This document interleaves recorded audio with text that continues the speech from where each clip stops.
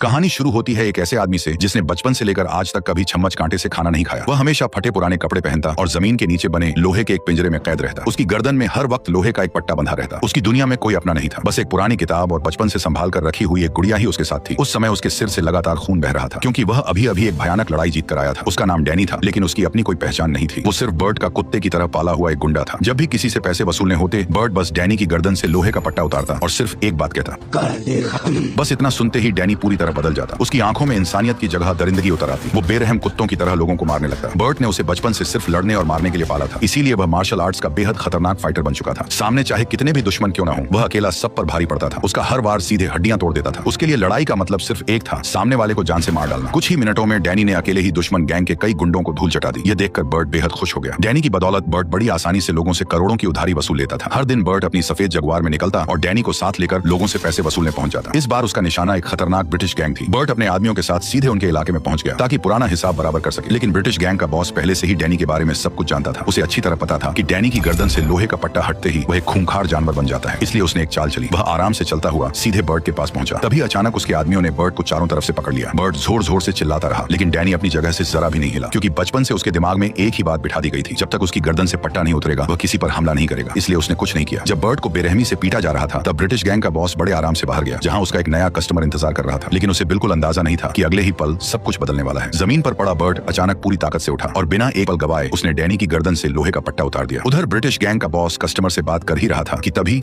गुंडे को गिरते देख सबके होश उड़ गए, क्योंकि उसे डैनी ने उठाकर बाहर फेंका था। घबराकर बॉस ने अपने आदमियों को डैनी पर टूट पड़ने को कहा, लेकिन उन्हें क्या पता था कि डैनी अकेला ही पूरी गैंग पर भारी पड़ने वाला है। उधर वह कस्टमर शांत खड़ा यह सब देख रहा था। डैनी की हैरत अंगेज ताकत देखकर उसके चेहरे पर एक रहस्यमयी मुस्कान आ गई। गुंडों को पिटते देख उनका बॉस जान बचाकर भागने लगा, लेकिन डैनी ने उसे मौके पर ही दबोच लिया और उसकी छाती पर पूरी ताकत से जोरदार लाते मारने लगा। तभी बर्ट ने आवाज देकर डैनी को रोक दिया। इसके बाद वह दुकान में रखे सोने के गहने उठाकर वसूली के तौर पर अपने साथ ले गया। लेकिन जाते जाते भी उसका गुस्सा शांत नहीं हुआ, इसलिए उसने दुश्मन को एक आखिरी लात मारकर अपनी सारी भड़ास निकाल दी। उधर वह कस्टमर दिलचस्पी से बर्ट और डैनी को जाते हुए देखता रहा, लेकिन उसके मन में आखिर क्या चल रहा था ये कोई नहीं जानता था। दूसरी तरफ बर्ट उम्रदराज जरूर हो चुका था, लेकिन पैसों का लालच आज भी वैसा ही था। अभी कुछ देर पहले ही वह बुरी तरह पिटा था, फिर भी बिना आराम किए वह दोबारा पैसे वसूलने निकल पड़ा। इस बार वे एक एंटीक दुकान पर पहुंचे। यहाँ बर्ट ने डैनी के लिए एक नया तरीका अपनाया। उसने एक लाल रंग का सिग्नल लैंप ऊपर टांग दिया। फिर डैनी से कहा कि बस इस लाइट को देखते रहना, जैसे ही ये जल उठे तुरंत नीचे आकर सबकी पिटाई शुरू कर देना। डैनी ने हमेशा की तरह बिना कोई सवाल किए उसकी बात मान ली। वह बिल्कुल मूर्ति की तरह खड़ा रहा। उसकी नजरें सिर्फ उसी लाल लाइट पर टिकी थी। लेकिन कुछ देर बाद उसका ध्यान अचानक भटक गया। उसकी नजर पास रखे एक पुराने पियानो पर जा टिकी। पता नहीं क्यों वह पियानो उसे अपनी ओर खींच रहा था। धीरे धीरे डैनी उसके पास पहुंचा और कांपते हाथों से उसने पियानो की एक की को छू लिया। तभी दरवाजे पर एक बूढ़ा आदमी दिखा। उसे देखते ही डैनी घबरा गया और तुरंत वापस जाकर लाल सिग्नल के नीचे खड़ा हो गया। लेकिन वह बूढ़ा आदमी अपनी ही धुन में था। वह आराम से पियानो के सामने बैठा और उसे बजाने लगा। दरअसल वह एक पियानो ट्यूनर था जो उस पुराने पियानो की ट्यूनिंग करने आया था। कुछ देर बाद उसे पास खड़े डैनी की हल्की सी आहट सुनाई दी। उसने तुरंत डैनी को अपने पास बुलाया। उसी वक्त डैनी को एहसास हुआ कि सामने खड़ा काला चश्मा पहने आदमी दरअसल देख नहीं सकता। ये सच जानने के बाद डैनी की झिझक काफी हद तक खत्म हो गई। वह जाकर उस बूढ़े के पास बैठ गया। बूढ़े ने उसके कड़क हाथों को धीरे से अपने हाथों में लिया और उन्हें बड़े प्यार से सहलाया। इसके बाद उसने डैनी के हाथ पियानो पर रख दिए। धीरे धीरे डैनी भी उसके साथ पियानो बजाने लगा। कई सालों बाद उसके चेहरे पर पहली बार एक सच्ची मुस्कान दिखाई दी। उसे खुश देखकर बूढ़े के चेहरे पर भी मुस्कान आ गई। इसके बाद वह बड़े प्यार से डैनी को पियानो सिखाने लगा। फिर उसने मुस्कुराकर अपना हाथ आगे बढ़ाया और डैनी से दोस्ती कर ली। लेकिन तभी डैनी को अचानक बर्ट की बात याद आ गई। वह फौरन मुड़ा और ऊपर टंगी लाल सिग्नल लाइट की तरफ देखा। लाइट न जाने कब की जल चुकी थी। यह देखते ही डैनी तेजी से सीढ़ियां उतरा, लेकिन नीचे पहुंचते ही उसके कदम वहीं थम गए। पूरा हॉल तबाही में बदल चुका था। हालांकि लड़ाई अब खत्म हो चुकी थी। बर्ट और उसके लोग जीत तो चुके थे, पर सबके मुंह से खून निकल रहा था। डैनी को देखकर बर्ट गुस्से से आग बबूला हो गया। वह खून से लथपथ चेहरे के साथ डैनी पर चिल्ला ही रहा था कि तभी एक गुंडे ने आकर बताया कि कोई अनजान मेहमान उससे मिलने आया है। वो कोई और नहीं बल्कि वही रहस्यमयी कस्टमर था। उसकी नजर डैनी की खतरनाक फाइटिंग स्किल्स पर पड़ चुकी थी, इसलिए वह बर्ट के सामने एक खास सौदा लेकर आया। दरअसल वह एक अंडरग्राउंड फाइट क्लब चलाता था, जहां हर महीने जानलेवा मुकाबले रखे की जाते थे। इस टूर्नामेंट में हर फाइटर को लगातार दूसरे फाइटर से लड़ना पड़ता था और हर जीत के साथ इनामी रकम दोगुनी हो जाती थी। जो आखिरी तक जिंदा बचता उसे पूरे $5 लाख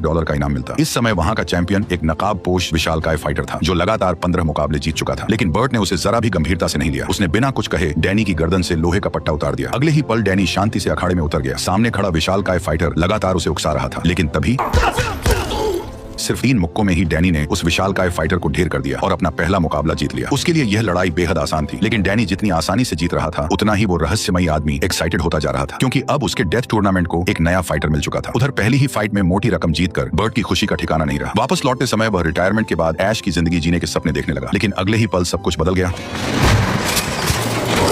दरअसल ब्रिटिश गैंग का बॉस अपना बदला लेने के लिए पहले से ही यहाँ घात लगाकर बैठा था। कार के एक्सीडेंट होते ही कई हथियारबंद लोग बाहर निकले और कार पर गोलियों की बौछार कर दी। कुछ ही सेकंड में पूरी कार गोलियों से छलनी हो गई। अंदर बैठे किसी भी इंसान में अब कोई हलचल दिखाई नहीं दे रही थी, लेकिन डैनी अभी भी जिंदा था क्योंकि गोलीबारी के दौरान वह बर्ट के पीछे छिप गया था। उधर उसी दिन सैम नाम का वह अंधा पियानो ट्यूनर दोबारा उसी एंटीक दुकान पर पहुंचा। वह हमेशा की तरह पुराने पियानो को ट्यून करने में लगा था। तभी कोई चुपचाप उसके पीछे आकर खड़ा हो गया। वह कोई और नहीं बल्कि घायल डैनी था। दरअसल डैनी अपनी पुरानी यादों के सहारे फिर से उसी दुकान तक पहुंच गया था। जैसे ही सैम को हलचल महसूस हुई, वह तुरंत समझ गया कि सामने वही लड़का खड़ा है जिससे पिछली बार उसकी दोस्ती हुई थी। लेकिन वे ठीक से बात भी नहीं कर पाए थे कि तभी ज्यादा खून बहने की वजह से डैनी वहीं बेहोश होकर गिर पड़ा। होश खोए ही डैनी को एक अजीब सपना आया। उस सपने में उसे अपने बचपन की कुछ दर्दनाक यादें दिखाई दी।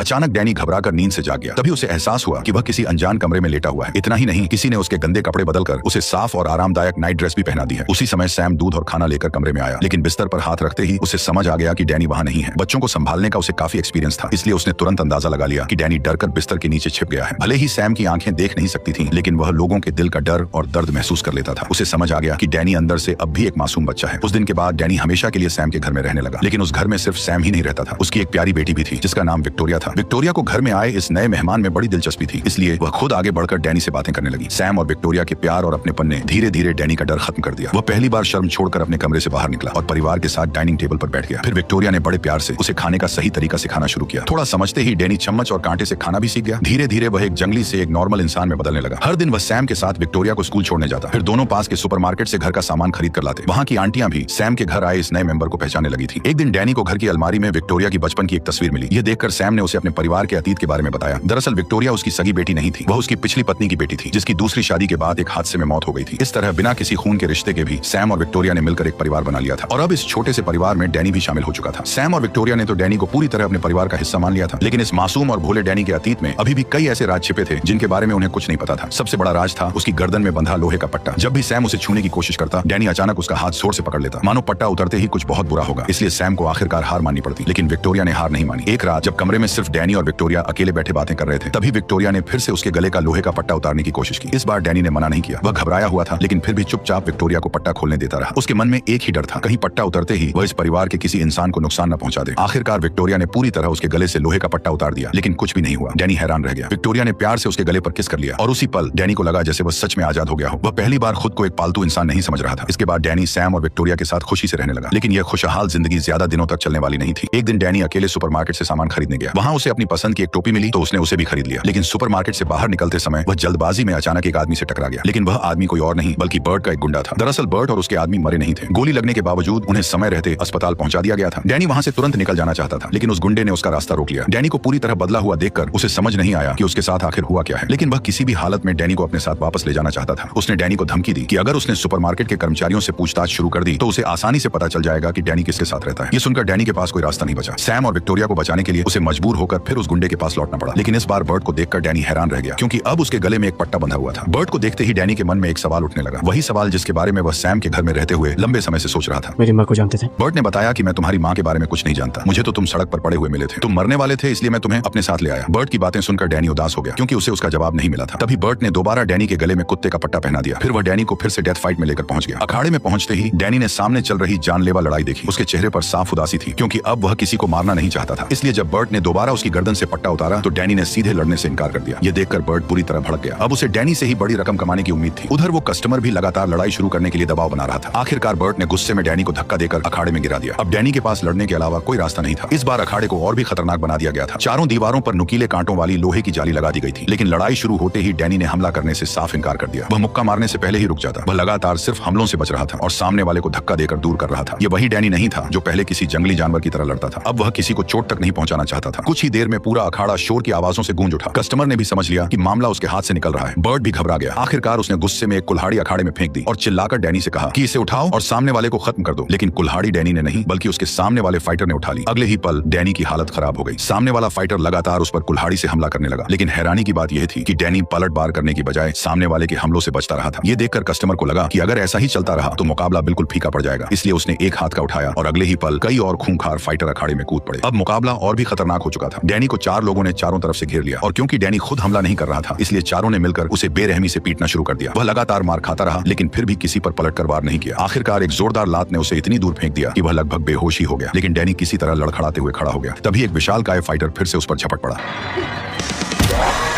और आखिरकार डैनी ने पलटकर हमला शुरू कर दिया। अगले ही पल अखाड़े का पूरा माहौल बदल गया। अब दर्शकों को वही खतरनाक लड़ाई देखने को मिल रही थी जिसका उन्हें इंतजार था। कस्टमर ने भी माहौल को और भड़काने के लिए अखाड़े में ढेर सारे खतरनाक हथियार फेंक दिए। अब मुकाबला और भी खतरनाक हो चुका था। डैनी ने एक भारी हथौड़ा उठा लिया और कुछ ही पलों में उसने कई फाइटर्स को बुरी तरह पीटकर लड़ने लायक नहीं छोड़ा। आखिरकार गुस्से में डैनी ने आबो नाम के फाइटर पर पूरी ताकत से वार कर दिया, लेकिन डैनी ने उसे कोई नुकसान नहीं पहुंचाया बल्कि उसे जिंदा छोड़ दिया। क्योंकि डैनी अब किसी को मारना नहीं चाहता था, इसलिए बर्ट को भी पैसे नहीं मिल रहे थे। यह देखकर गुस्से में वहां मौजूद लोगों ने बर्ट पर शराब की बोतलें फेंकनी शुरू कर दी। गुस्से में बर्ट ने अपनी पिस्तौल निकाली और जमीन पर पड़े फाइटर को गोली मारकर खत्म कर दिया। इसके बाद जब बर्ट ने देखा कि डैनी अब उसकी बात मानने से साफ इनकार कर रहा है, तो उसने गुस्से में पिस्तौल निकाल ली। एक पल के लिए उसका इरादा डैनी को भी गोली मारने का था, लेकिन वह आखिरकार अपने ही हाथों से डैनी को मार नहीं पाया। उसने अपने आदमियों को कहा कि डैनी को वापस उसी लोहे के पिंजरे में बंद कर दो। उधर दूसरी तरफ डैनी के देर रात तक घर वापस न लौटने पर सैम और विक्टोरिया दोनों बेहद परेशान थे। दोनों से खाना तक नहीं खाया जा रहा था। बड़ी मुश्किल से उनके परिवार में एक नया मेंबर आया था, लेकिन अब वह अचानक गायब हो चुका था। उधर डैनी एक बार फिर उसी अंधेरे और गंदे कैद खाने में पहुंच चुका था। उसे यकीन था कि बर्ट का यह कहना कि वह उसकी मां को नहीं जानता सच नहीं था। एक रात जब आसपास कोई नहीं था, तब डैनी ने चुपके से लोहे का पिंजरा खोला। फिर वह बर्ट के ऑफिस में घुस गया और उसकी मेज की दराजें खंगालने लगा। वहां उसे ढेर सारी पुरानी तस्वीरें मिली। एक तस्वीर में डैनी ने खुद को बचपन में बर्ट के साथ देखा। उसकी गर्दन में वही लोहे का पट्टा बंधा हुआ था। थोड़ा और खंगालने के बाद उसे एक ऐसी तस्वीर मिली जिसमें एक पियानो के सामने एक खूबसूरत महिला और एक बच्चा बैठे थे। दोनों साथ में पियानो बजा रहे थे। डैनी को देखते ही समझ आ गया कि यही उसकी मां थी। गुस्से में वह सीधे बर्ट के पास पहुंचा। उसने उसके गले का कॉलर पकड़कर उसे अपनी तरफ खींच लिया और गुस्से में सवाल किया कि तुम मेरी मां को अच्छी तरह से जानते थे, तुम्हारे पास उसकी तस्वीरें भी थी, फिर भी तुमने मुझसे झूठ क्यों बोला? अब बर्ट के पास सच छिपाने का कोई रास्ता नहीं बचा था, इसलिए उसने आखिरकार पूरी सच्चाई बता दी। दरअसल डैनी की मां एक वेश्या थी। उसकी मां की मौत के बाद बर्ट ने ही डैनी को पाला था। ये सुनते ही डैनी के पैरों तले जमीन खिसक गई। जिस मां को वह इतने सालों से ढूंढ रहा था, वह असल में एक बचलन औरत निकली। लेकिन बर्ट ने डैनी को इस सदमे से उबरने का वक्त तक नहीं दिया। वह तुरंत उसे अपने साथ लेकर और पैसे कमाने निकल पड़ा। इसके लिए उसे फिर से डेथ फाइट में उतारना था। रास्ते में बर्ट लगातार बड़ी बड़ी बातें करके डैनी को बहकाने की कोशिश कर रहा था, लेकिन उसे नहीं पता था कि डैनी अब उस पर पूरी तरह से भरोसा खो चुका था। वह अब बर्ट के साथ नहीं रहना चाहता था और न ही उसके लिए किसी को मारना चाहता था। इसलिए अचानक डैनी ने स्टीयरिंग घुमा दी। कार सड़क पर दूसरी गाड़ी से जा टकराई और पलटते हुए हवा में एक चक्कर लगाकर जमीन पर जोर से आ गिरी।